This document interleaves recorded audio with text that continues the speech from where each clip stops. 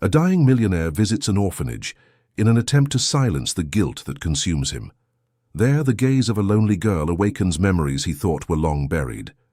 Recognizing his missing daughter in her, he begins a journey of pain, truth, and redemption. If this story interested you, don't forget to subscribe to our channel and tell us what city you're watching from. And now, continuing. The fine Tuesday drizzle fell over London like a grey veil, blurring the windows of the imported car as it advanced slowly through the narrow streets of the outskirts. Inside the vehicle, Michael Taylor watched through the window, a world that seemed to exist in another dimension, far removed from the bubble of leather and technology where he had spent the last years of his life. The simple houses, the barefoot children running through puddles, the graffiti-covered walls telling stories of struggle and resistance. Everything there breathed a life he had forgotten existed. At 52, Michael bore the marks of an unforgiving disease. Amyotrophic lateral sclerosis had arrived stealthily, first stealing the strength from his legs, then his autonomy, and now it threatened to take the little time he had left. The electric wheelchair was his throne and his prison. The doctors had been clear in the last consultations. A few months, maybe a year if he was lucky. But Michael no longer believed in luck, not anymore. He had dismissed his driver that morning. He needed to do this alone.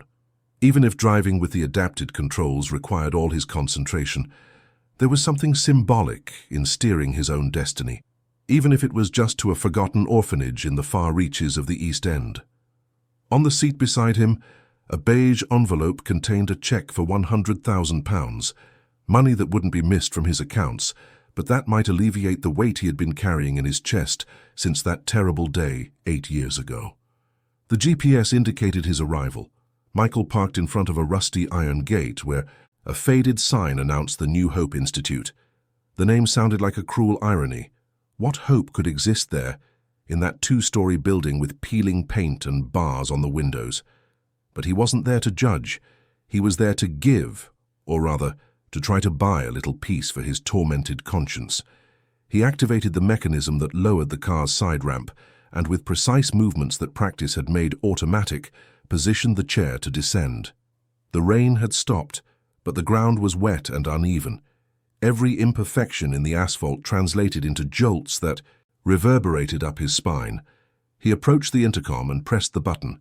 Silence. He pressed it again. On the other side, a tired female voice answered. "Good afternoon. How can I help you?" Michael introduced himself. His name used to open doors. Michael Taylor, real estate entrepreneur, occasional philanthropist, a widower since his wife Beatrice could not bear the pain of their loss and had passed away 4 years ago, leaving behind only silence and a collection of pills that couldn't save her from her own sadness. The gate opened with a metallic creak. The orphanage director was waiting for him at the entrance. Mrs. Lucy was a woman in her 60s, with grey hair tied in a loose bun and deep-set eyes that betrayed sleepless nights and responsibilities too heavy for such thin shoulders. She wiped her hands on her apron as she approached, and Michael noticed they were trembling slightly. "Mr. Taylor, it's an honor to have you here. I'm sorry for the delay. It was the children's snack time, and there's only myself and 2 other staff members to handle everything. The envelope you mentioned on the phone, is it really true?" Michael confirmed with a nod, and held out the envelope. Mrs. Lucy held it as if it were sacred, her eyes welling up. "You have no idea what this means. Our leaky roof, the broken windows, the kitchen that barely works. With this, we can renovate the dining hall, fix the bathrooms, maybe even buy new mattresses. The children deserve more than we've been able to offer." The woman's gratitude was genuine, and it bothered Michael more than he expected. He wasn't there out of kindness. He was there because reading about the orphanage in the newspaper 3 weeks ago had awakened something in him. A memory, a pain. The image of his daughter, Laura, running through the garden at home in a blue dress, laughing as she chased imaginary butterflies. Laura was 7 when she disappeared. She would be 15 now, if she were still alive. If she still existed somewhere beyond the memories, he tried to push away every night with whiskey and pills. Mrs. Lucy invited him to see the facilities. Michael accepted. though every room he visited seemed to tighten the knot in his throat. The dining hall with mismatched tables and mended chairs, the dormitories where iron bunk beds accommodated up to 10 children, the study room with old books and few toys. Everything there screamed scarcity but also a desperate attempt at dignity. "How many children live here?" Michael asked as they moved down a narrow hallway. 32 at the moment. Most arrived very young. Some were abandoned in hospitals, others rescued from situations I'd rather not detail. We try to give them the best we can, but resources are limited. Adoptions are rare. Families want babies, not older children with difficult histories. The phrase echoed in Michael's mind. Difficult histories. Everyone there had one, just as he had his. They passed a room from which the murmur of children's voices could be heard. Mrs. Lucy explained it was free activity time when the children could draw, play, or simply rest. That's when it happened. Something so subtle it could have gone unnoticed. Michael glanced through the half-open door, and his gaze fixed on a girl sitting alone in the farthest corner of the room. While the other children chatted in groups or played with the few available toys, she remained isolated, hunched over a sheet of paper, drawing with an almost hypnotic concentration. There was something about her, something in her posture, in the way she tilted her head slightly to the left, in the way she bit her lower lip as she worked. A gesture Michael knew, a gesture he had seen thousands of times.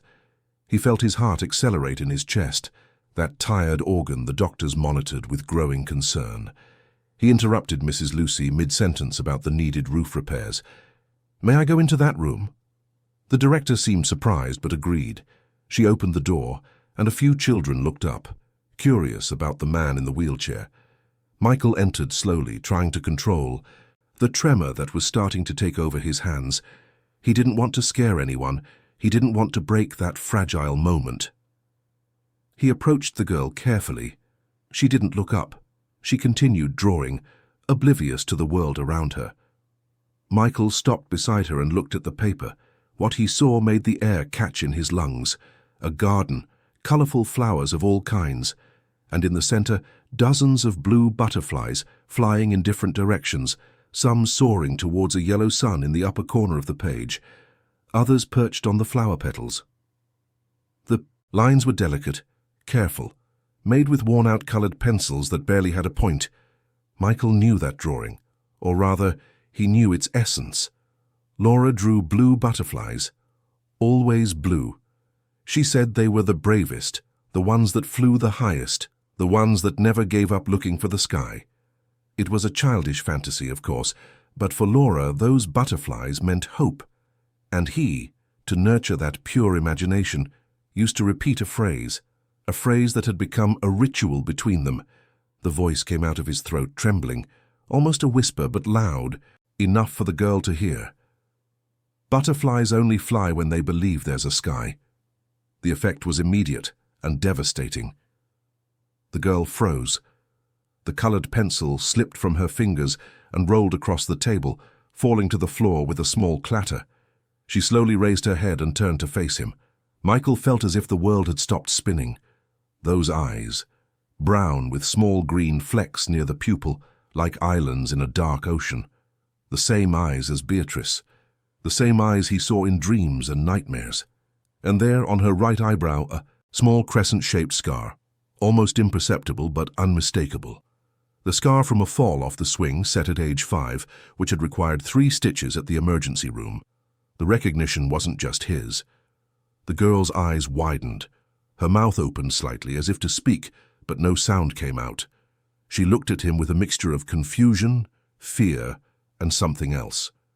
Something Michael couldn't name, but that felt like a memory fighting to emerge from a deep, forgotten place. How much time passed? Seconds? Minutes? Michael didn't know. He was trapped in that gaze, in that impossible moment. Mrs. Lucy approached, worried by the silence that had fallen over the room. "Mr. Taylor, are you all right? Do you need some water?" He didn't answer. He couldn't tear his eyes away from the girl. With his voice still trembling, he asked, "What's your name?" The girl took a moment to reply. When she did, her voice was low, almost inaudible. "Anne." Just Anne. She nodded, but there was uncertainty in the gesture, as if her own name was something she wasn't sure she possessed. Michael felt an uncontrollable urge. He had to be sure. He had to know. With careful movements, he moved closer, leaning slightly in his chair. Anne, may I ask you a question? Do you remember where you came from before you got here? The girl looked down. Her fingers began to fiddle with the hem of her faded shirt. There was a long silence before she answered. I lived with my uncle, but he's not here anymore. They said I came from far away, but I don't remember well. Sometimes I dream of a big garden and a white house, but I think it's just in my head. Michael felt tears burn his eyes. He fought against them, but it was useless. There was a white house, there was a big garden, and there was a girl who drew blue butterflies. Then something happened that turned suspicion into certainty. Anne, still fidgeting with her shirt hem, pulled out a thin leather cord from underneath it. Hanging from it was a small blue plastic pendant, a butterfly, worn by time, the paint peeling in some spots, but unmistakable. Michael recognized it immediately. He had bought that necklace himself at a craft fair in Brighton during a summer holiday, 7 months before Laura disappeared. She wore it every day. She said the butterfly protected her, that as long as she had it, nothing bad would happen. The sobs came without warning, deep, painful, liberating. Michael covered his face with his hands, his body shaking with sobs he tried to control but couldn't. 8 years of restraint, of frustrated searching, of guilt, of sleepless nights, of unanswered questions. It all came pouring out in that instant. Mrs. Lucy, alarmed, came closer, but before she could say anything, Michael extended a trembling hand toward the girl. Laura, your name is Laura, Laura Beatrice Taylor. You're my daughter. The girl Anne or Laura, as he insisted on calling her, recoiled instinctively. There was fear in her eyes, but also something that looked like a flicker of recognition, like a light being switched on in a dark room that had been closed for a long time. Michael, still crying, whispered her name again, this time softer, more affectionate. And then, something extraordinary happened. Tears began to stream down the girl's face. She didn't understand why. She didn't understand what she was feeling, but something inside her, something deep and primal, responded to that voice, to that name. Daddy? The word came out so quietly that Michael almost didn't hear it, but he did, and it was enough. He opened his arms, and the girl, moved by an instinct that defied logic and time, ran to him. She threw herself into his arms with a force that nearly knocked them out of the chair. And there, in that simple room of a forgotten orphanage, father and daughter embraced as if they could reclaim all the lost years in that single gesture. Mrs. Lucy watched the scene with her hands over her mouth, tears streaming down her face. The other children had stopped playing and watched in silence, witnesses to a miracle they didn't fully comprehend, but could feel in their bones. Michael held Laura as if she might disappear at any moment. He whispered her name repeatedly, stroked her hair, kissed her forehead. Laura, in turn, clung to him with a desperate strength, crying without knowing exactly why, but feeling that something essential, something that had been missing for a long time, had finally been found. Memories came to her in fragments, disconnected images. A large house, a pink bedroom, a tall man who made her fly. A woman who smelled of flowers and sang before bedtime. And butterflies, lots of blue butterflies. Was it real? Or just dreams she had always thought were fantasies? Mrs. Lucy, recovering from the initial shock, approached cautiously. Mr. Taylor, I don't understand. Are you saying that Anne is your daughter? The daughter who disappeared, but how? When she arrived here 3 years ago, there was no information, no records. They said she was found alone, with no documents, nothing. Michael, still holding Laura, turned to the director with red-rimmed eyes. I need to run tests. DNA. I need to be sure, although my heart already knows the answer. Mrs. Lucy, please, I need your help. I need all the records you have on her, how she got here, where she came from, any information. The director agreed, still stunned, She promised to find all the documents, make all the necessary calls. But she warned that the legal recognition process would be complex, that there would be bureaucracy, that it would be necessary to involve social workers and the family court. Michael didn't care. He would face whatever was necessary. He would mobilize all the resources he had. He would call the best lawyers. He would move mountains if he had to, because there, in his arms, was the only thing that truly mattered, the only reason it was worth continuing to fight, even with the disease advancing, even with time running out. Laura pulled back a little, looking at his face with a curiosity mixed with fear. "Why are you in a chair?" The question was innocent, direct, in a way only children can be. Michael smiled through his tears. "I got sick. My legs don't work very well anymore. But that doesn't matter now. What matters is that I found you. After so long, so much suffering, I finally found you." Laura touched his face with her small fingers, tracing the lines of expression, the marks that time and pain had left. There was something familiar in that touch, as if some part of her remembered doing it before, a long time ago, in a life that seemed to have been just a dream. "What happened to me? Why don't I remember properly?" Michael stroked her hair, feeling the texture, the weight, the reality of her presence. "I don't know yet, my love, but we're going to find out. Together. I promise we'll understand everything, and I promise I will never let anything take you away from me again." The other children began to disperse, returning to their activities, but the buzz was different now. There was a strange energy in the air, a mixture of hope and sadness. Hope because they had witnessed a miracle. Sadness because many of them knew they would never have their own miracle. There would never be someone coming to get them. There would never be an impossible reunion. Mrs. Lucy suggested they go to her office where they could talk more privately. Michael agreed. He held Laura's hand, who refused to let go, as if afraid he would disappear if she did. In the director's office, surrounded by dusty files and photographs of children adopted over the years, Michael began to tell his story. He spoke of the day Laura disappeared. A typical Saturday in March. She was playing in the backyard while Beatrice prepared lunch. He was working in his home office, tied up in virtual meetings. When Beatrice went to call her for lunch, she was gone. The gate was open. Laura had vanished. The desperation that followed was indescribable.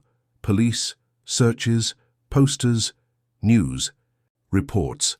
Michael used all his influence, all his money, hired private investigators, but Laura seemed to have been swallowed by the earth. No trace, no clue, as if she had never existed. Beatrice couldn't bear it. The guilt consumed her. She blamed herself for leaving Laura alone for 5 minutes. 5 minutes that turned into an eternity of torment. The antidepressants piled up. The therapies didn't work. And when the sadness became too unbearable, when the weight of absence crushed any will to go on, Beatrice left too. Not abruptly, but in a slow decline, a gradual surrender of life. Laura listened with wide eyes. Part of her didn't believe it. Another part, hidden deep inside, recognized fragments of that story. The big house, the garden, a long-haired woman who cried a lot, a man who shouted on the phone, and then a trip, a dark place, a man who said he was her uncle and kept repeating that her parents didn't want her anymore, that they had given her to him because she was a burden. "My uncle said you didn't want me, that you gave me to him because you didn't have money to raise me." The revelation hit Michael like a punch. Anger and sadness mixed. Who had done this?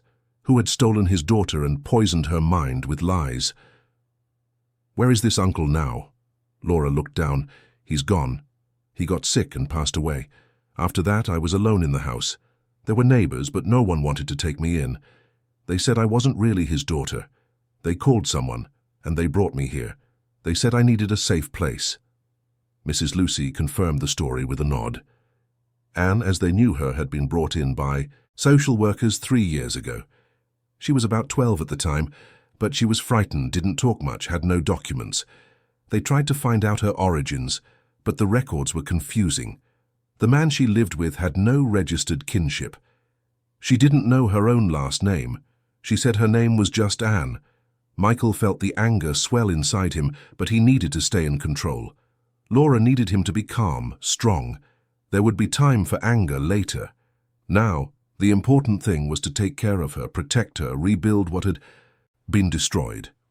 Over the next few days, while they awaited the results of the DNA tests he had ordered with maximum urgency, Michael visited Laura every day at the orphanage. He brought books, art supplies, chocolates. They talked for hours. He told her stories of her past, trying to awaken memories. He showed her photos on his phone.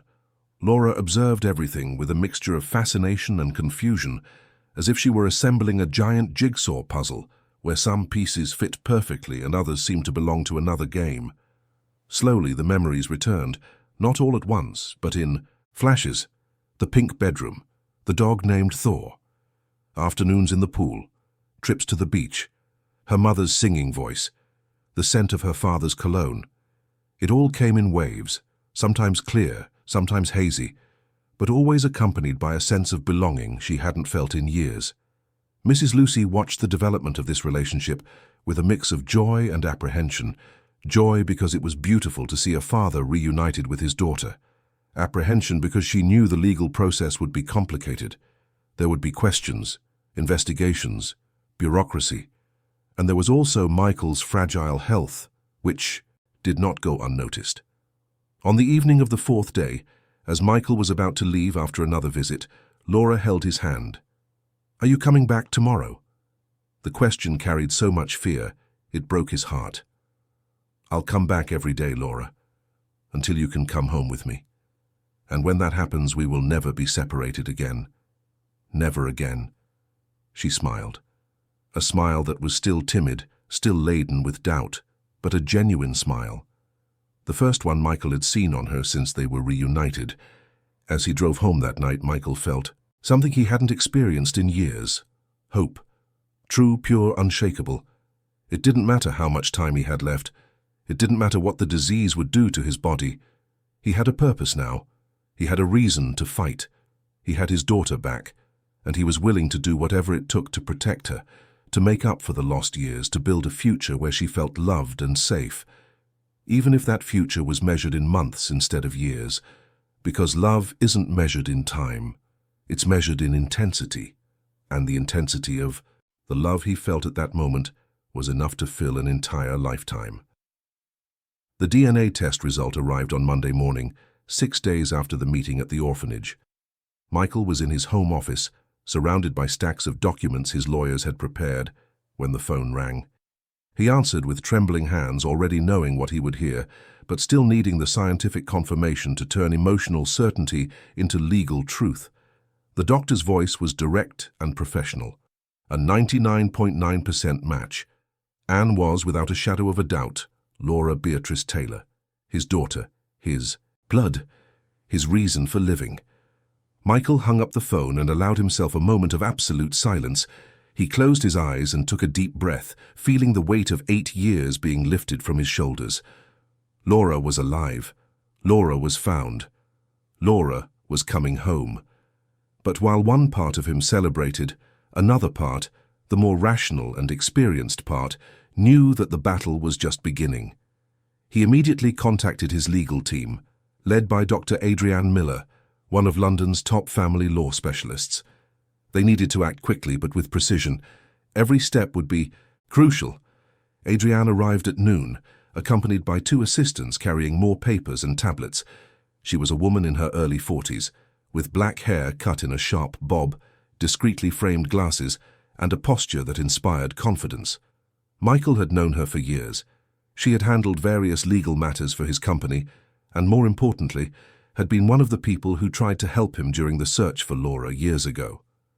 "Michael, I still can't believe it. After all this time, it's a miracle," she said, sitting across from him at the mahogany office desk. "It's more than a miracle, Adrienne. It's a second chance, and I can't let bureaucracy or anything else get in the way. How long until I can bring her home?" Adrienne adjusted her glasses, a gesture Michael already knew meant the news wasn't as simple as he'd like. "The DNA proves biological paternity. That's undeniable. But Laura, legally known as Anne in the orphanage's records, was entered into the system as an unaccompanied minor 3 years ago. There's a family reunification process that must be followed. Social workers will conduct assessments. The court will want to ensure the environment is safe and appropriate. Michael felt frustration rising. My environment is more than appropriate. I have resources, I have a prepared home, I can give her everything she needs. Adrienne raised a hand gently. I know, Michael, and that will weigh in our favor. But there's another factor the court will consider, your health condition. They'll question whether you have the physical and emotional capacity to care for a teenager who has been through significant trauma. They'll want to know about caregivers, support structures, plans for the future. The word future echoed in Michael's mind like a funeral bell. His future was measured in months, but that didn't mean he couldn't give Laura what she needed now in the present. Then I'll provide everything. I'll hire nurses, psychologists, caregivers.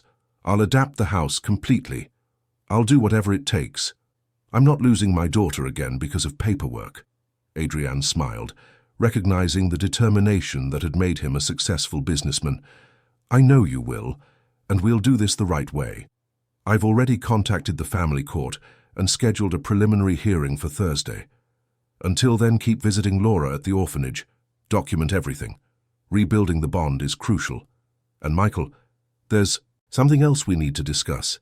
She paused, choosing her words carefully. We need to find out what happened, who took Laura, how she ended up at the orphanage. The police will need to reopen the missing person case. This might bring up painful things, but it's necessary, both to legally close the case and to give Laura answers about her past. Michael agreed. He was already prepared for that. In fact, a part of him longed for answers. 8 years of endless questions. 8 years of blaming himself, imagining scenarios, chasing ghosts. Now, finally, there would be answers. That same afternoon, Michael went to the orphanage earlier than usual.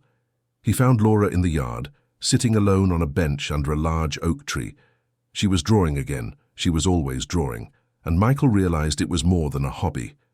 It was her way of processing the world, of giving voice to feelings that words couldn't yet express. Hi, Laura. She looked up and smiled. That smile was already more natural, more comfortable. With each passing day, suspicion was giving way to something like trust. Hi, Dad. The word still sounded strange coming from her mouth, as if she were trying on a new shoe. But it was a start. Michael moved closer and looked at the drawing. This time it wasn't butterflies. It was a house, large, with many windows, a garden in front, and a dog running across the lawn. That's our house, he said softly. Laura nodded. I'm trying to remember what it was like. Some things come back, you know, like flashes. Yesterday I dreamed of a pink room. It had stars painted on the ceiling. Was it mine? It was, Michael confirmed, feeling a tightness in his chest. You chose the color. You said you wanted to live in a cotton candy cloud. Your mother and I painted the stars together one night while you were sleeping. When you woke up in the morning and saw them, you were so happy you jumped on the bed for 10 straight minutes. Laura smiled, but there was sadness in that smile. She doesn't remember me, does she? My mother. Mrs. Lucy said she's gone too. Michael chose his words carefully. Your mother loved you more than anything in this world. When you disappeared, it was as if a part of her went away too. She never stopped searching, hoping, believing you would come back, but the pain was too great. Her heart couldn't take so much suffering. Laura processed this in silence. Then she asked in a small voice, would she be happy to know you found me? Michael felt tears burn his eyes, but he held them back. She would be more than happy. She would be at peace. Because the only thing she wanted was to know that you were okay, that you were alive, that one day you could be happy again. Laura leaned against him, resting her head on his shoulder. It was a simple gesture, but laden with meaning. Trust, acceptance, belonging.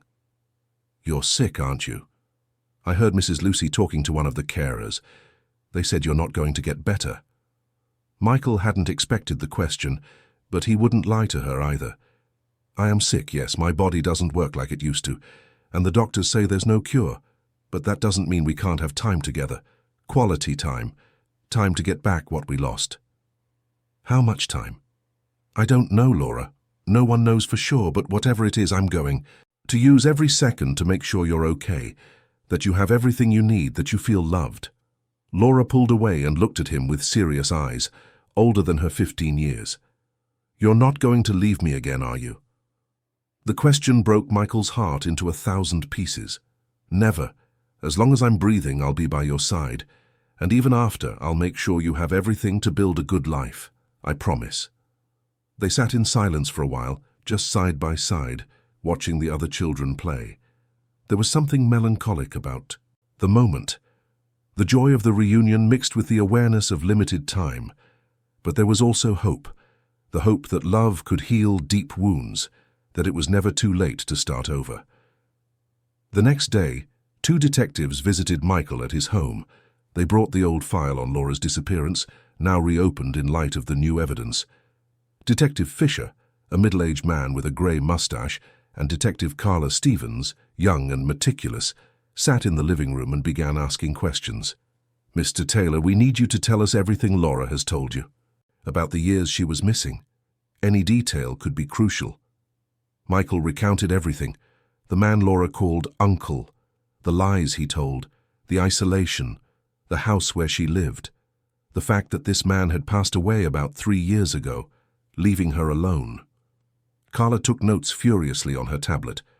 We need this man's full name, address, any information the orphanage has in its records from when Laura was rescued. Detective Fisher leaned forward. Mr. Taylor, do you remember firing anyone from your company in the months before Laura's disappearance? A disgruntled employee.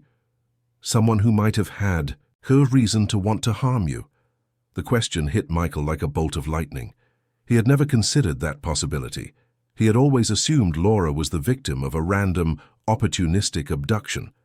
But what if it was something more? What if it was personal? He forced himself to think, to go back to that terrible time. March of 2017. His company was expanding. There were hires, but also firings. The real estate market was competitive, and he had made some tough decisions. There was a project manager, August Ferris. He was fired in January of that year. I discovered he was embezzling funds from a construction site. It wasn't an amicable departure. He threatened to sue, said I would regret it, but I never took it seriously. I thought it was just the anger of the moment.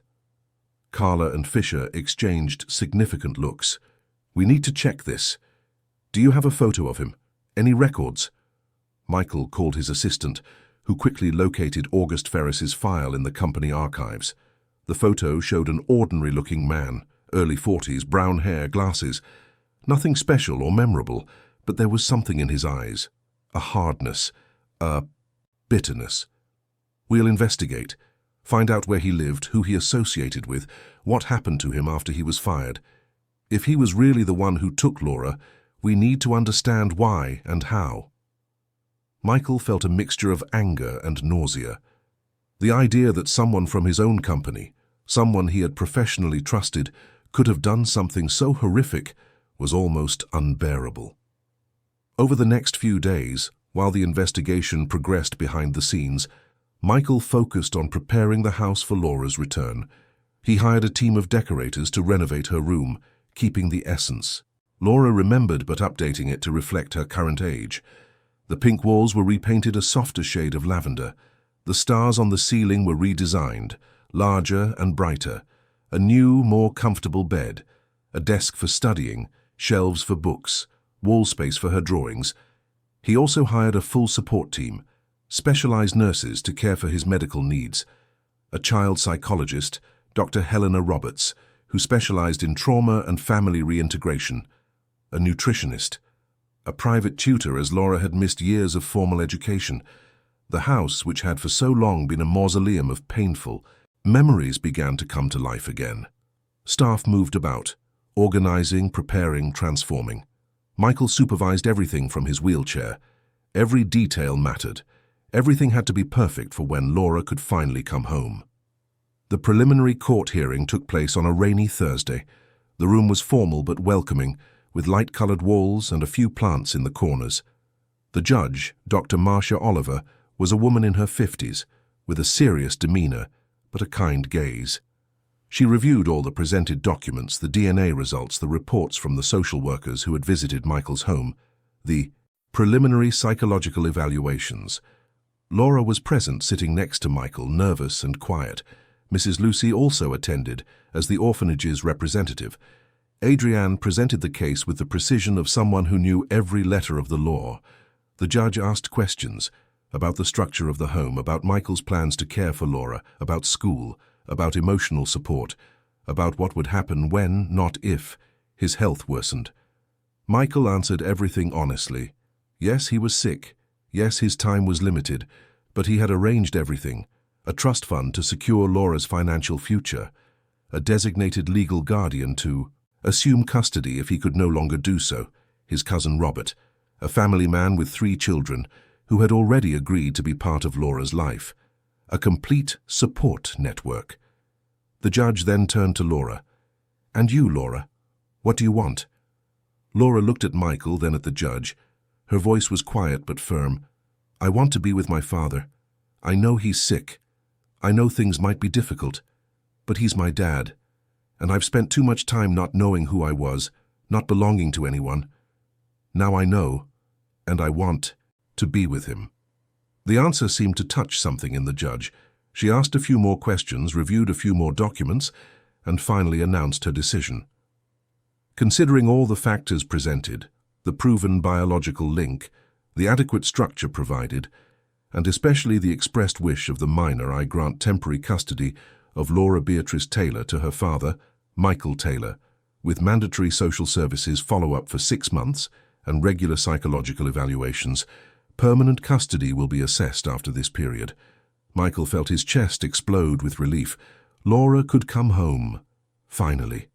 That night, Laura slept in her own room for the first time in 8 years.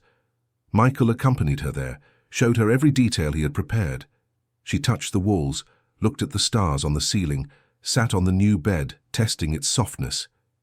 There were tears in her eyes. "It's exactly as I remembered, only better."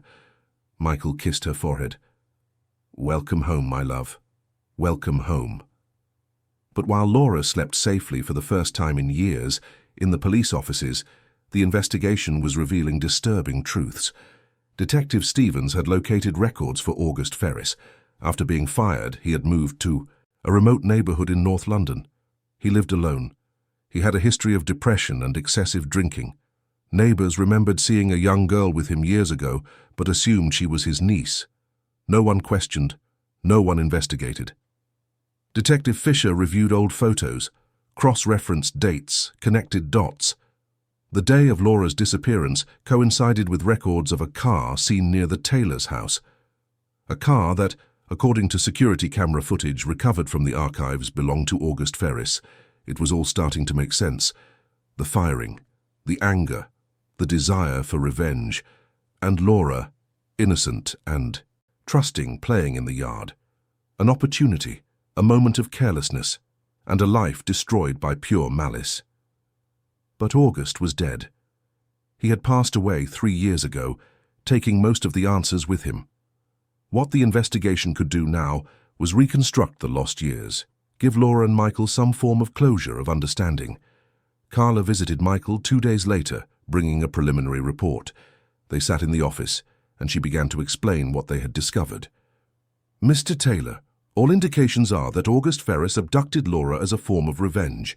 He kept her isolated, telling her she had been abandoned. He created an alternate reality for her, where he was the savior and you were the villain. It's a type of deep, psychological manipulation. Laura was very young when she was taken. Over time, she began to believe the narrative he created. Michael listened with clenched fists, anger boiling inside him. How could someone be so cruel? How could someone use an innocent child as an instrument of revenge? When he passed away, Laura was left alone. She was found by neighbors who finally questioned the situation. Social workers rescued her, but she had no clear memories of her true identity. Years of isolation and manipulation had erased much of who she was. The orphanage registered her as Anne because it was the only name she could remember. And why didn't anyone connect the dots sooner? Why didn't anyone realize she was the missing girl? Carla sighed. Laura changed a lot physically in those 8 years. From 7 to 15, a child changes completely. Without documents, without clear information, and with thousands of missing children cases in the files, the connection simply wasn't made.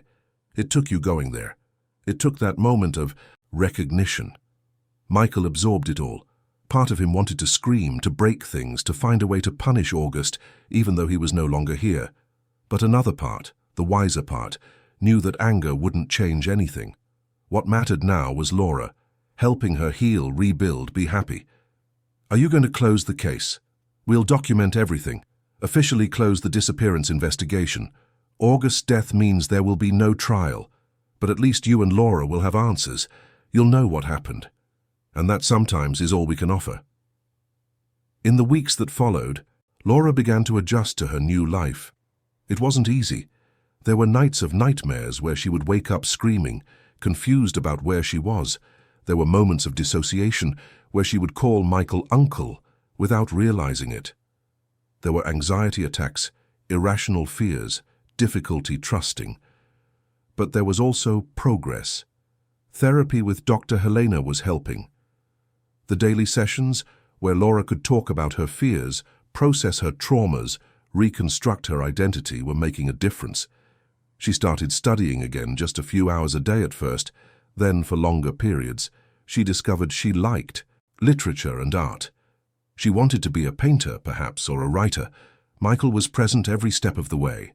Even when his body protested, when the fatigue was overwhelming, when the pain became almost unbearable, he was there. They had breakfast together. He helped her with her homework. They watched movies on Saturday afternoons. They talked for hours about everything and nothing. And slowly, very slowly, Laura began to remember who she really was. Not just the girl August tried to create, but the Laura from before. The girl who loved butterflies. The girl who laughed loudly. The girl who dreamed big. One evening, weeks after her arrival, Laura came into Michael's room. He was reading, already dressed for bed, the wheelchair parked beside the bed. "Dad, can I sleep in here tonight? I had a nightmare and I don't want to be alone." Michael opened his arms. "Of course you can, my love. Always." Laura crawled into bed beside him, curling up as she did when she was little. Michael covered her with the duvet and stroked her hair until she fell asleep. There, in that simple, perfect moment, Michael understood something fundamental. It didn't matter how much time he had left. It didn't matter about the lost years. What mattered was now, this moment, the love that existed between them, stronger than any trauma, more powerful than any pain. And as he watched Laura sleep, finally at peace, Michael whispered a promise to the universe. He would make every day count, every hour, every minute, because time wasn't measured in quantity, but in quality, and the quality of these moments was worth an entire eternity. Laura's first 3 months at home were an emotional roller coaster. There were good days where she would wake up smiling, excited, to study, to draw, to simply be there. And there were bad days where the weight of the past pulled her down like an invisible anchor, leaving her quiet, distant, lost in memories she still didn't know how to fully process. Michael learned to read the signs. When Laura spent too much time in her room, when the lines in her drawings became heavier and darker, when she avoided eye contact. On those days, he didn't force conversation. He just stayed nearby, leaving the door ajar, reminding her that she wasn't alone. October arrived, bringing the London autumn and its crisp, sunny days. Michael decided it was time for Laura to see the world beyond the walls of their home. She had been isolated for too long, first with August, then at the orphanage, and now, although in much better circumstances, she still lived in a kind of protective bubble. One Saturday morning, over breakfast, he made the proposal. "Laura, how about we go out today? We could go to the park, get something different to eat, maybe visit a bookstore. What do you think?" Laura looked at him in surprise. She had only been out a few times since she arrived. Doctor's appointments, therapy sessions, one trip to the mall for clothes, but never just for a walk, just to enjoy themselves. "Can I bring my drawing pencils? I want to draw the trees if I get a chance." "Of course you can. You can bring whatever you want." They went to Hyde Park. Michael drove the adapted car with Laura in the passenger seat, her eyes glued to the window, watching the city go by. London was an immensity of buildings, cars, hurried people, so different from the empty, silent streets she had known for years with August. In the park, Michael rented a lighter manual wheelchair to get around the gravel paths. Laura pushed the chair, and he took the opportunity to watch her. There was something liberating about seeing her there, in the open air, breathing deeply, smiling at the sun. They found a spot near the Serpentine, under a large oak tree whose leaves were turning gold. Laura took out her sketchbook and began to trace the lines of the landscape. Michael just watched in silence, letting her lose herself in that moment of peace. After a while, Laura stopped drawing and looked at the lake where some ducks were swimming peacefully. "Dad, can I ask you something?" "Always, my love." "Are you scared?" "Scared of what?" "Of dying, of leaving me. I know you're sick. I know you're not going to get better. Are you scared?" The question was direct, without preamble. Michael took a deep breath before answering. He decided to be honest. Laura deserved honesty. "I am. Not exactly of dying, but of not having enough time with you. Of not seeing you grow up, graduate, achieve your dreams. I'm afraid that when I'm no longer here, you'll feel alone again, but do you know what helps me with that fear? What? Knowing that even with the time we have, we're building something real. Memories, love, a foundation, and that no matter what happens, you will carry that with you. You'll know you were loved unconditionally, that I fought for you until my last breath, and that you will always have a place to come back to, even if it's just in your memories." Laura absorbed his words in silence. Then she rested her head on his shoulder. "I'm scared too, of losing you again, but this time for a different reason. This time because I know what it's like to have you, and it hurts to think about not having you anymore." Michael kissed the top of her head. "Then let's make a deal. We won't waste our time being afraid of the future. We'll live each day as it deserves to be lived, with intensity, with joy, with love. Deal?" "Deal." They stayed there for another 2 hours. Laura filled 3 whole pages of her sketchbook. Michael told stories from when she was little, stories she didn't remember but loved to hear, like the first time she went to the beach and was afraid of the waves, how she learned to ride a bike and fell 7 times before she got it, how she loved to sleep hugging a giant teddy bear named Buttons. Each story was a piece of the puzzle Laura was assembling of her own life, and each piece made her feel more complete, more whole. On the way home, they stopped at a bookstore. Laura was enchanted by the art section. She flipped through books on painting techniques, on famous artists, on illustration. Michael bought all the ones she showed interest in, even when she protested that it was too much. "It's never too much when it comes to feeding your dreams," he replied. That night, as Laura was organizing the new books on her shelf, there was a knock on her bedroom door. It was Dr. Helena, the psychologist, who had asked to have a session at home that day, something that occasionally happened to observe Laura in her natural environment. The two talked in the room for nearly an hour. Michael stayed in his office, working on some company documents. Although he had stepped back from day-to-day operations, he still oversaw important decisions. His team was competent, but he liked to stay mentally active. When Dr. Helena left Laura's room, she stopped by the office to give her feedback, as she always did. "Michael, can I speak with you for a moment?" "Of course. How is she?" Helena sat in one of the armchairs, adjusting her glasses. "She's progressing well, better than I expected, honestly. The bond between you is strengthening. She's developing healthy coping mechanisms for the trauma. But there's something I need to mention." Michael felt a pang of concern. "What is it?" "Laura is starting to process the loss of her mother. Until now, she's been so focused on reconnecting with you, on adapting to her new life, that she hasn't had the emotional space to really deal with the fact that Beatrice is gone. But that's changing. She asked me a lot of questions today about her mother, what she was like, why she passed away, if Laura could have done anything differently." "And what did you tell her?" "The truth. That Beatrice loved her deeply, that the sadness of the loss was too overwhelming, that it wasn't Laura's fault.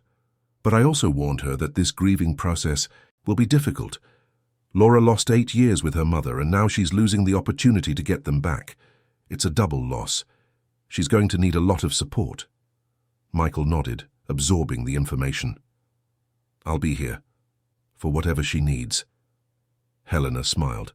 I know you will. You two have something special. It's rare to see a bond rebuild so strongly after so much time and trauma. Keep doing what you're doing. And Michael, take care of yourself too. I know your focus is Laura, but you need to be well to be able to support her. After Helena left, Michael went to Laura's room. She was lying on the bed staring at the ceiling at the painted stars. May I come in? Always. He positioned the chair beside the bed.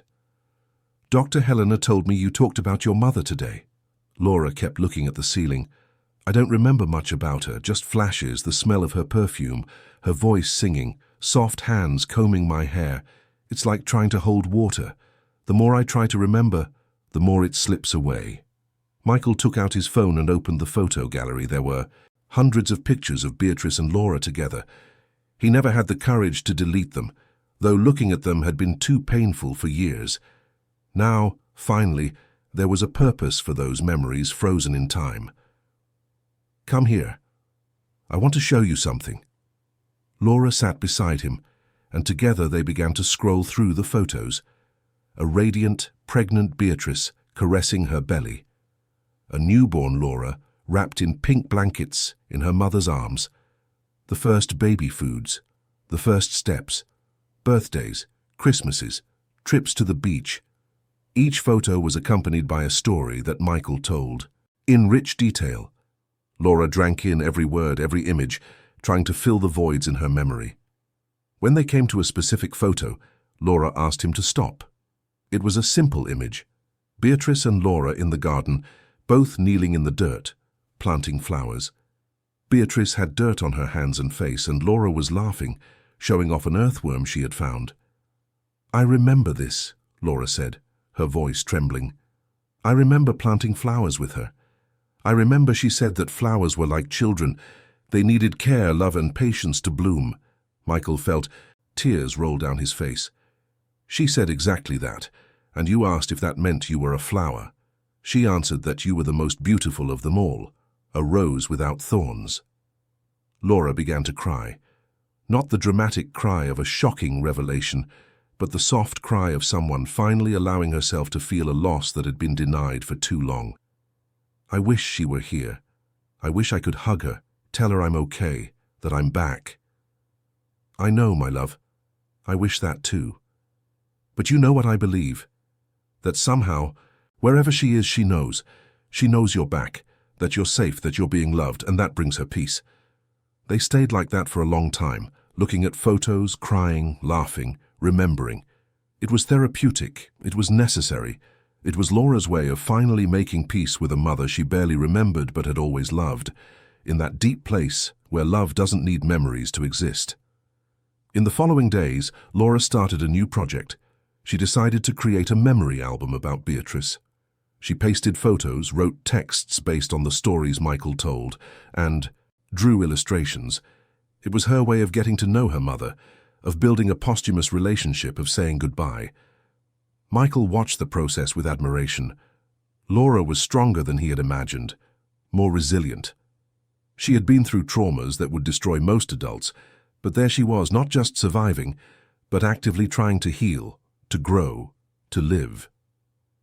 One afternoon, while Laura was working on the album, Michael received a call from Dr. Stephen, his doctor. The voice on the other end was serious. Michael, we need to talk. The latest tests show a faster progression than we expected. We need to adjust your treatment, perhaps consider more intensive palliative care. How long, doctor? Be honest with me. It's hard to say precisely. Maybe 6 months, maybe less, maybe a little more. But we need to prepare. Michael thanked him and hung up. He sat in silence for a moment, processing the information. 6 months. He had hoped for more time, but he also knew this was the nature of his disease. Unpredictable, cruel, inexorable. He made a decision in that moment. He wouldn't tell Laura yet, not until it was absolutely necessary. She had already carried too much weight.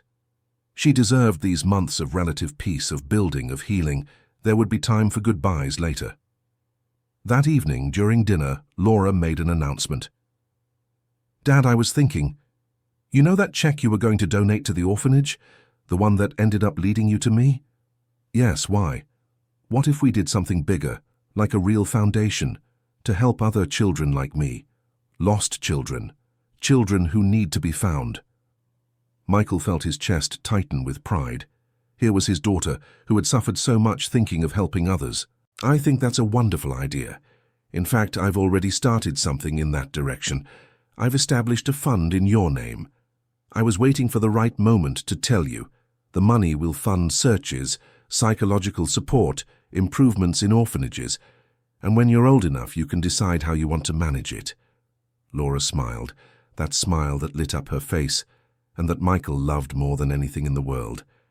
"I want to call it the Blue Butterfly Foundation, to remember that there's always hope, that we can always fly even when we think we don't have wings anymore." "It's perfect," Michael agreed, "absolutely perfect." They began to work on the project together.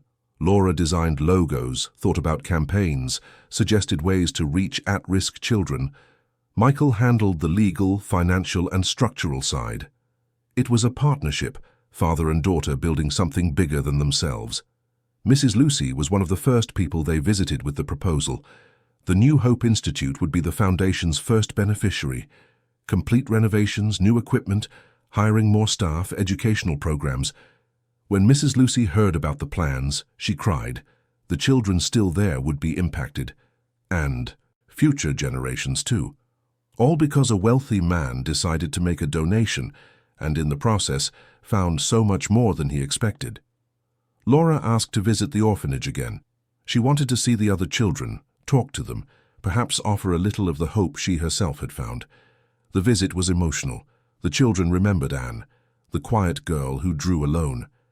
Now she returned different, more confident, happier, with a father who loved her and a future ahead of her. Laura spoke with each child. She listened to their stories. She promised she would do her best to help. Some cried, others smiled. All of them felt that there was someone who cared. A small girl, no more than 6 years old, tugged on Laura's shirt. "Did you find your family too?" Laura knelt down to her level. "I did. And you know what that taught me? That we should never give up hope, that miracles happen, that there's always a blue butterfly flying somewhere, looking for us." The little girl smiled and showed her a drawing she had made. It was a blue butterfly. When Laura and Michael returned home that night, there was a lightness in the air. Something had changed. Laura was no longer just a victim of cruel circumstances. She was becoming someone who used her pain to create meaning, to help others, to spread hope. Michael watched this transformation in awe. His daughter was extraordinary, and he had the privilege of witnessing her journey, of being a part of it, even for a limited time. That night, before going to bed, Laura appeared at his bedroom door. "Dad, thank you." "For what, my love?" "For not giving up, for going to that orphanage, for recognizing me when I didn't even know who I was, for giving me a second chance to be your daughter." Michael held out his hand and she took it. "Laura, you gave me a second chance to be a father, to remember that life is worthwhile even when it's hard, to understand that love is the only thing that really matters, so thank you."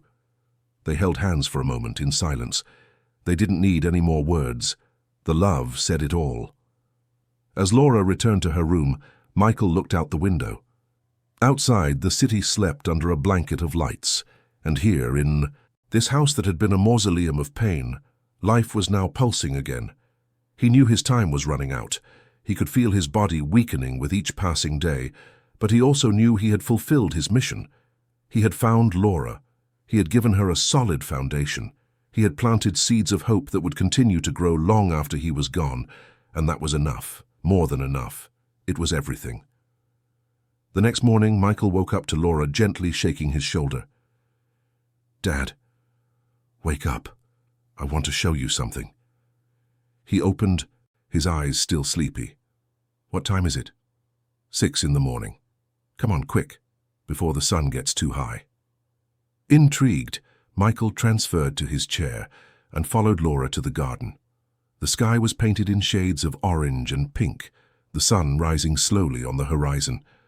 Laura pointed to the flowers that Beatrice had planted years ago, the very same ones from the photo. They were still there, wild and resilient. "Look, Dad, butterflies." And it was true. Dozens of them, of all colors but mostly blue, fluttered over the flowers, enjoying the morning dew. Michael felt something break and heal at the same time inside his chest. Beatrice was there, in those flowers that refused to die, in those butterflies that had returned, in Laura's smile reflecting the rising sun. "She's here with us," Michael whispered. Laura squeezed his hand. She always was. And there, in that garden where it had all begun years ago, where Laura played and Beatrice planted and Michael worked, unaware that happiness was so fragile, the two of them stood watching the blue butterflies fly free, a reminder that even after the most devastating storm, beauty always finds a way to return. December arrived, bringing with it the biting London cold and a sense of urgency that Michael tried to disguise. His fingers no longer obeyed with the same precision. His speech began to falter at times, words tangling before they came out. The fatigue was constant, oppressive, as if he were carrying the weight of the world on his shoulders. Dr. Stephen had been clear at the last consultation. Weeks, maybe a month. Michael's body was giving up, cell by cell, muscle by muscle. But his mind was still lucid, and his heart still beat with enough strength to love his daughter with every fiber of his being. Laura noticed the changes, of course. She was no longer the scared girl who had arrived months ago. She was more observant, more attentive. She saw when he needed more time to do things. She saw when pain crossed his face, even if he tried to hide it. She saw the fear in his eyes when he thought she wasn't looking. One night, she finally confronted the truth they had both been avoiding. "It's getting worse, isn't it?" Michael was in his office, reviewing documents for the foundation. Laura appeared at the door, her arms crossed, her chin raised in that gesture of determination she had inherited from him. He could have lied. He could have downplayed it. But he had promised honesty, and honesty was what he would give. "It is, yes." Laura came in and sat in the armchair across from him. "How much time?" Michael took a deep breath. "The doctors say maybe a few weeks, maybe a little longer if we're lucky." Laura's face contorted, trying to hold back the tears that insisted on falling. "It's not fair, I just found you. It's not fair to lose you again so soon." "I know, my love. Believe me, I know. If I could change it, I would. I would give everything I have for more time with you. But life isn't always fair. Sometimes we can only accept what we're given and make the best of it." Laura wiped her tears with the back of her hand. "Are you scared?" "Not of dying. I'm scared of leaving you. Scared that you'll think I'm abandoning you. Scared that the pain will come back and consume you, like it consumed your mother." Michael held out his hand, and Laura gripped it tightly. "But I also have hope," he continued. "Hope that in these months we've had together, we've built something strong enough to sustain you when I'm no longer here. You're not alone anymore, Laura. You have Robert and his family. You have Dr. Helena. You have Mrs. Lucy and the children from the orphanage who love you. You have the foundation and all the good it will do. And you have the memories of me, of your mother, of who you are and what you can become." Laura climbed onto his lap, something she hadn't done since she was a child, and curled up against his chest. Michael hugged her with all the strength he had left, feeling her warmth, her weight, the reality of her precious presence. "I'm going to miss you every day," she whispered. "And I'll be with you every day," he replied. "Every time you draw a butterfly, every time you do something good through the foundation, every time you look at the stars on your bedroom ceiling, I'll be there." They stayed like that for a long time, father and daughter embracing, crying together, allowing themselves to feel the anticipatory grief of the approaching separation. In the days that followed, something changed between them. There were no more pretenses, no more denial, just a quiet acceptance of the inevitable and a determination to make every moment count. Michael began recording videos for Laura, messages to be opened at important moments in her life, for when she turned 16, 18, 21, for when she graduated, For when she got married, if she chose to marry.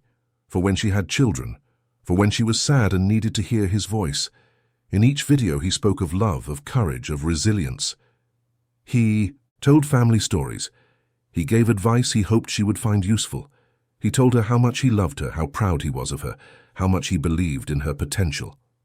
Laura, in turn, began to document everything. She photographed simple moments. She recorded conversations. She wrote in a journal about everything she learned from her father. It was her way of holding on to time, of creating a time capsule of memories she could revisit whenever she missed him. Robert, Michael's cousin, who would assume legal guardianship of Laura, began to visit more frequently, bringing his wife Frances and their 3 children. The intention was for Laura to become familiar with the family, to create bonds, to know she would have a welcoming home when she needed one. Laura liked them immediately. Robert had the same dry sense of humor as Michael. Frances was warm and welcoming. The children, 2 girls and a boy, received her like an older sister. There was something comforting in knowing she wouldn't be alone. A week before Laura's 15th birthday, Michael called her for a serious talk. "I want to throw a party for you, nothing too big, but something meaningful. Your 15th birthday is important, and I want to be there for it." Laura hesitated. "Dad, you don't have to. We can do something simple, just the 2 of us." "I want to do this, Laura. For you, for the girl you were, and the woman you are becoming. Please let me do this." She agreed, her eyes welling up. "Okay, but nothing too elaborate. Just the people who matter." Michael worked on the preparations with an energy that surprised everyone. He hired a small but elegant venue. He invited Robert's family, Dr. Helena, Mrs. Lucy, and a few children from the orphanage, including the little girl who had drawn the butterfly. He ordered a simple chocolate cake, Laura's favorite. He decorated the space with flower arrangements and, of course, blue paper butterflies. The morning of her birthday dawned clear and crisp. Laura woke to Michael beside her bed, holding a gift wrapped in silver paper. "Happy birthday, my love." Laura sat up, still sleepy, and took the gift. Inside was a blue velvet box. Opening it, she found a delicate white gold necklace with a butterfly pendant studded with tiny blue sapphires. "It's beautiful," she whispered. "I want you to wear it today, and whenever you want to remember that you can fly no matter how heavy the world seems." Laura put on the necklace, and Michael helped her fasten it. She looked at herself in the mirror and smiled through her tears. The party began at 5 in the afternoon. Laura arrived at the venue in a simple but beautiful light blue dress, the necklace sparkling at her throat. The children from the orphanage ran to hug her, shouting, "Happy birthday!" Mrs. Lucy brought a gift made by all of them, an album of butterfly drawings, each one different, each one special. Robert gave an emotional speech about family, about second chances, about the strength of love. Dr. Helena spoke about Laura's journey, about her courage, about how inspiring it was to see her flourish. Then it was Michael's turn to speak. He was visibly frail, his voice softer, but his eyes shone with intensity. "Laura, when you disappeared 8 years ago, my world ended. I spent years believing I would never feel joy again, that I would never have a reason to wake up in the morning. But fate or providence or just plain luck gave us a second chance. And these months with you have been the best of my life, not just because I found you, but because I got to watch you become this incredible person standing before me." He paused, wiping away a tear that escaped. "You are brave, Laura, braver than I ever was. You've been through things that would break most people, and here you are, not just surviving, but thriving, creating beauty from pain, spreading hope where there was despair. I am so proud to be your father, so grateful for every second we have together." Laura was crying openly now, as were half the people present. "I know the future scares you," Michael continued. "I know you're afraid of what comes after I'm gone, but I want you to know something. You are going to be okay, not because the pain will disappear, because it won't, but because you are strong, because you have people who love you, because you've learned that even in the darkest situations, there is always a blue butterfly somewhere, waiting to fly." He gave a signal, and someone brought a large box. Inside were dozens of blue paper butterflies, each with a message written by Michael. Messages of love, of encouragement, of hope. I want you to keep these butterflies, and whenever you're sad or lost or need a reminder that you are loved, open one and read it. It will be as if I'm talking to you." Laura ran down and hugged her father with all her might. Everyone in the room applauded, many crying, witnessing that moment of pure, unconditional love. The party continued with moments of genuine joy. Music, dancing, laughter. Laura played with the children from the orphanage. She talked with her new cousins. She thanked every person there for being part of her journey. When it was time for the cake, the candles were lit, 15 little lights glowing in the dim room. Everyone sang "Happy Birthday," and Laura closed her eyes to make a wish. Michael, watching from his chair, knew what she was wishing for. He could read it on her face in the way she squeezed her eyes shut, as if intensity could turn wishes into reality. She was asking for more time. She was asking for a miracle. When she opened her eyes and blew out the candles, their gazes met across the room. And in that moment, Michael tried to convey everything he felt. All the love, all the pride, all the hope that she would be okay. The party ended late that night. The children from the orphanage left with Mrs. Lucy, exhausted but happy. Robert's family said goodbye with long hugs and promises to visit soon. Dr. Helena held Laura's hands and said she was always available, day or night. In the car on the way home, Laura held the box of paper butterflies on her lap. She was quiet, thoughtful. "It was perfect, Dad. Thank you for doing this for me. It was an honor, my love. Seeing you happy is the only thing that matters." When they got home, Michael was exhausted. The effort of the party had drained his last reserves of energy. Laura helped him transfer to the bed, arranged the pillows, covered him with the sheet. "Stay here with me tonight?" he asked. "Always."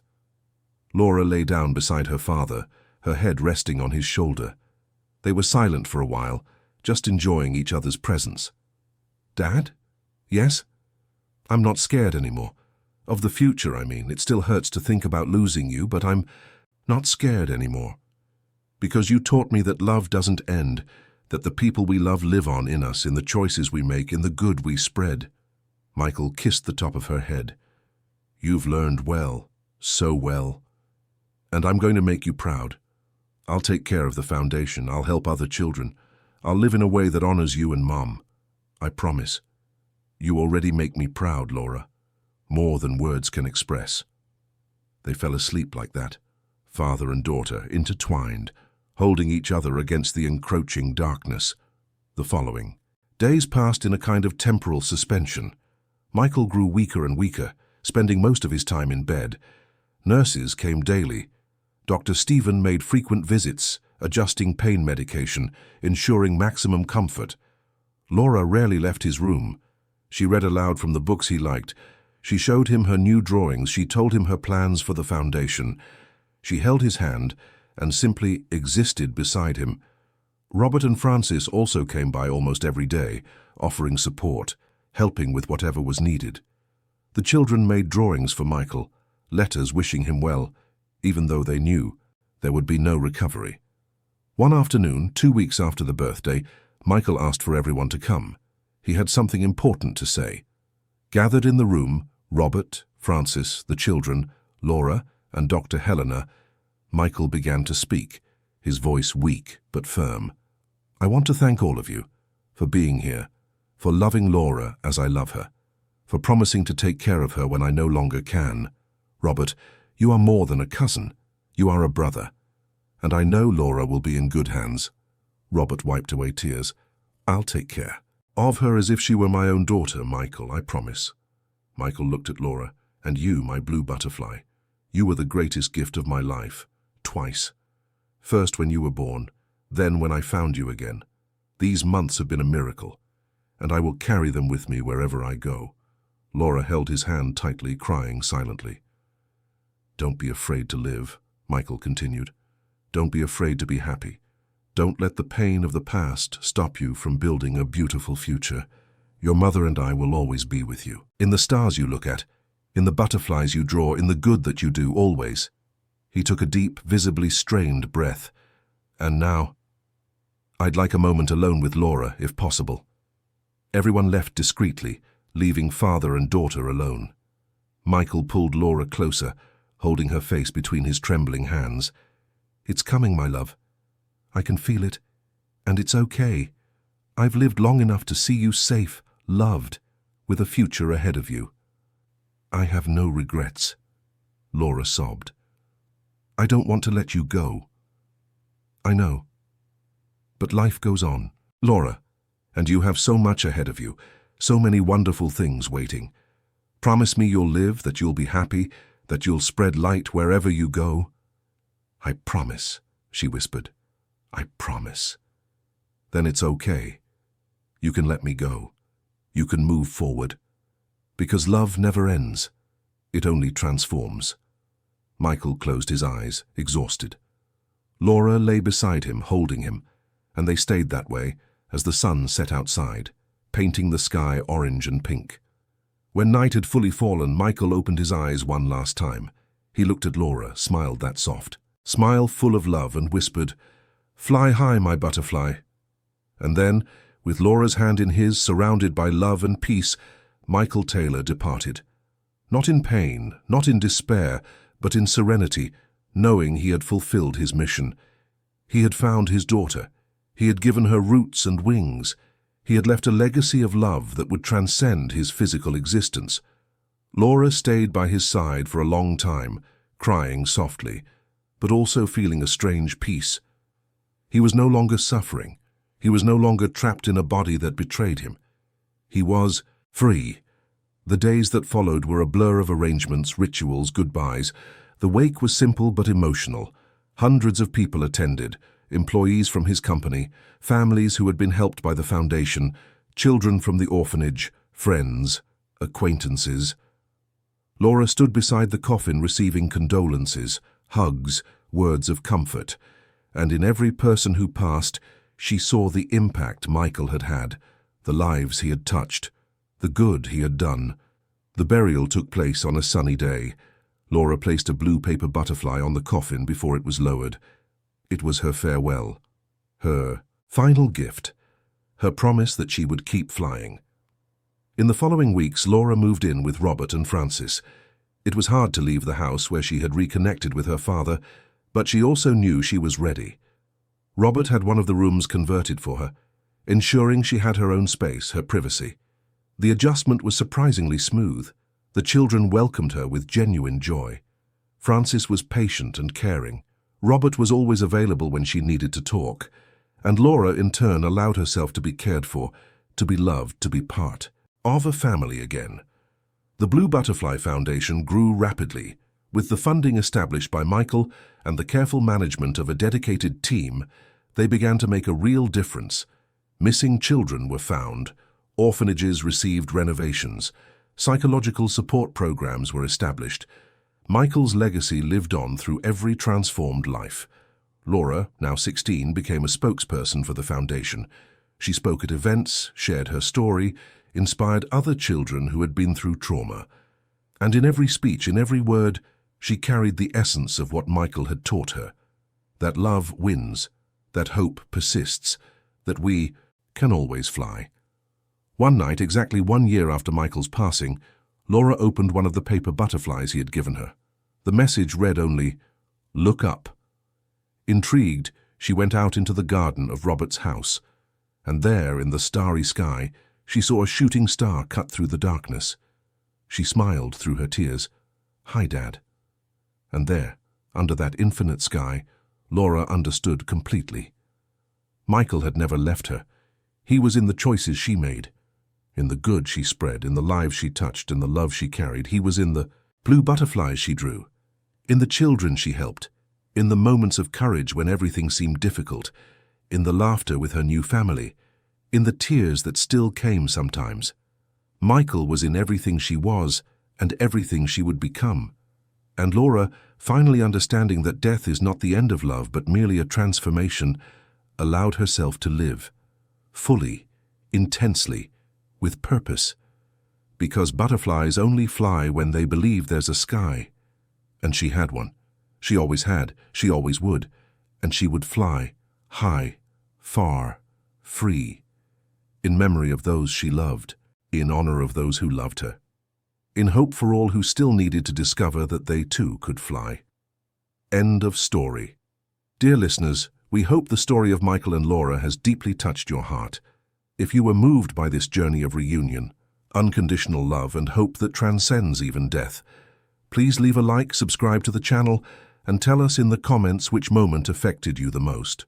Was it the reunion at the orphanage? The 15th birthday party? The final farewell? Share with us. Every day we bring intense stories like this one, which reveal the deepest and truest side of the human soul, showing how love can heal the deepest wounds and how hope always finds a way. We look forward to seeing you in the next episode with another narrative that will make you believe in life's miracles.